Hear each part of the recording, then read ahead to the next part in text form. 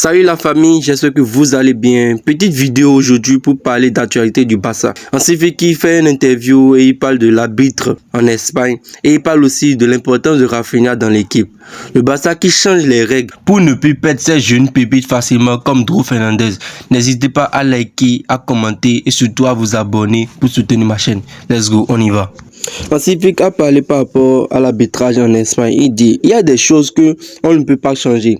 Nous sommes humains, nous faisons des erreurs. Nous devons apprendre pour les prochaines occasions. C'est ce que je veux voir dans mon club et aussi dans les autres clubs. Oui, c'est vrai les gars. L'erreur est humaine. Mais pourquoi c'est sur nous, ça tombe souvent? C'est ce qui me dérange personnellement. C'est toujours sur nous, les erreurs tombent. Et ça m'énerve vraiment. Mais c'est pas aussi une excuse par rapport à la défaite contre l'Atlético. Parce que, comme face à l'Atlético, on a été vraiment très nuls. Et c'est mérité, cette défaite est totalement méritée. Bernat est toujours prêt à débuter. Nous réfléchissons aux besoins du 11 de départ. Il pourrait jouer demain. Mais je pense qu'il y a des changements. Par rapport à Bernat, depuis son retour de blessure, il n'enchaîne rien que des performances incroyables. Et à chaque fois qu'il rentre, il apporte le contrôle du jeu. Et on arrive à conserver le ballon. Et ça se voit qu'il est en pleine forme actuellement. Espérons qu'il progresse encore car il a d'énormes potentiels. Et ça, je sais que tout le monde le sait. Rafinha nous manque, ça se voit même à l'entraînement. Pour moi, c'est notre meilleur joueur de la saison passée. Lorsque Rafinha se blesse, on voit directement son importance car on n'a personne dans son profil qui presse énormément dans les matchs comme lui et il apporte aussi l'efficacité devant le but. Surtout sa complicité avec Lamine Yamal. Alors que eux deux jouent dans des positions différentes. Lamine Yamal qui joue en ailier droit, Rafinha qui joue en ailier gauche. Malgré cela, il y a une connexion qu'ils arrivent à créer presque tous les matchs et c'est vraiment incroyable. On voit souvent la passe lobée ou l'extérieur de pied de Lamine Yamal qui met en profondeur pour Rafinha et ça marche souvent entre eux. Franchement, la complicité, c'est exceptionnel. Hansi qui parle du retour de Marcus Rashford puisqu'il s'est blessé. Il dit, Marcus Rashford va beaucoup mieux, mais il ne sera pas disponible demain, contrairement à Rafinha. Maintenant, c'est officiel. On sait que Marcus Rashford ne jouera pas contre Girone, car il vient de revenir de blessure et je pense que Hansi Flick veut le préserver. Il ne veut pas précipiter son retour. Par contre, on sait maintenant que Rafinha jouera, mais on ne sait pas encore s'il va débuter le match ou être un remplaçant pour le moment. Honnêtement, c'est une très bonne nouvelle pour nous. Car lorsqu'on met Dani Olmo en ailier gauche, vraiment c'est pas ça.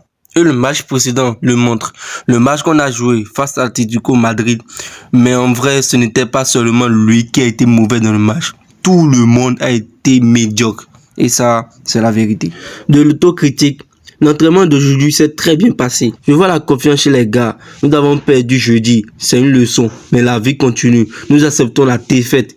Mais nous sommes concentrés sur Girone. Honnêtement, avoir de l'autocritique, franchement, c'est bien. Mais il faut aussi comprendre que le système de hors-jeu ne marche pas.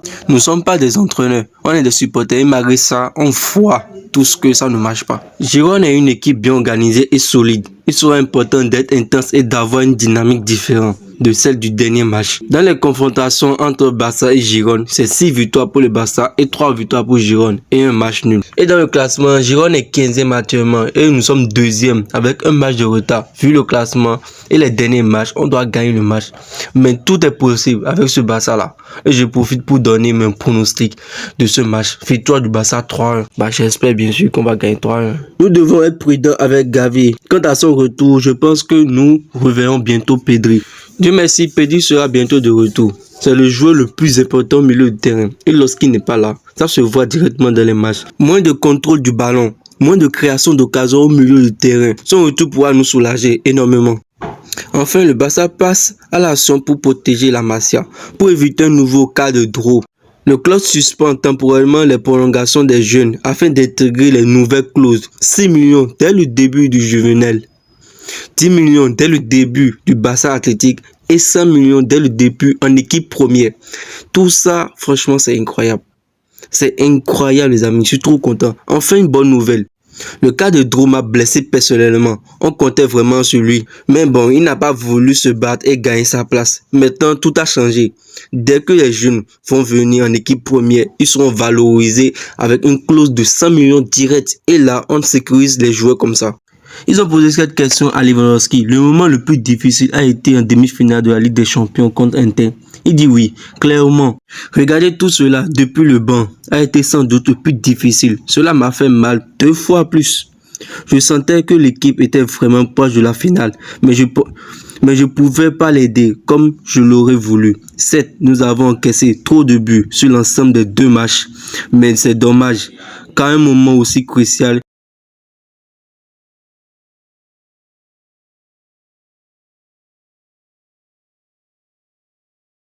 j'étais pas à 100% et j'ai pu rentrer que pour les dernières minutes. Lewandowski devait même pas se sentir mal pour ça, car il a fait ce qu'il pouvait, autant plus qu'il revenait d'une blessure. Et il a perdu à cause d'un piège hors-jeu. Franchement, la ligne de hors-jeu, c'est la merde totale. Et ça se voit clairement que c'est la merde. C'est cette ligne de hors-jeu qui nous a éliminés contre Inter Milan en demi-finale de la Ligue des Champions la semaine passée. Il faut que Flick nous écoute aussi un peu. Oui, c'est vrai, il est entraîneur. Il est formé pour ça. Nous, on n'est rien que des supporters. C'est son travail. Il sait ce qu'il fait.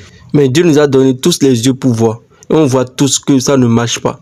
Et s'il te plaît, Flick, laisse tomber la ligne de hors-jeu. On a les joueurs exceptionnels pour très bien jouer sans la ligne de hors-jeu. La dernière actualité qu'on va voir, l'UEFA a dévoilé le classement des 10 clubs ayant généré le plus de revenus la semaine passée de mercato 2005. Le Paris Saint-Germain avec 144,4 millions. D'autant plus que c'est eux qui ont gagné la Ligue des Champions, c'est normal. Inter de Milan, 136,6 millions. Arsenal, 117 millions. Et le Barça qui a été éliminé en demi-finale, 116,6 millions. Le Bayern Munich, 105,9 millions. Dortmund, 102,2 millions. Le Real Madrid, 101,8 millions. Liverpool, 98,1 millions. Bayern Leverkusen avec 87,1 millions. Et l'Atlético Madrid avec 84,9 millions. Ce sont les 10 qui ont meilleur revenu de la Ligue des Champions la semaine passée. Donc les gars, ce sont les actualités qui sont sorties ces derniers temps. Je vous ai résumé comme ça. Donc n'hésitez pas à vous abonner, à liker et à commenter pour avoir plus de contenu la prochaine fois. Et c'est pour me soutenir.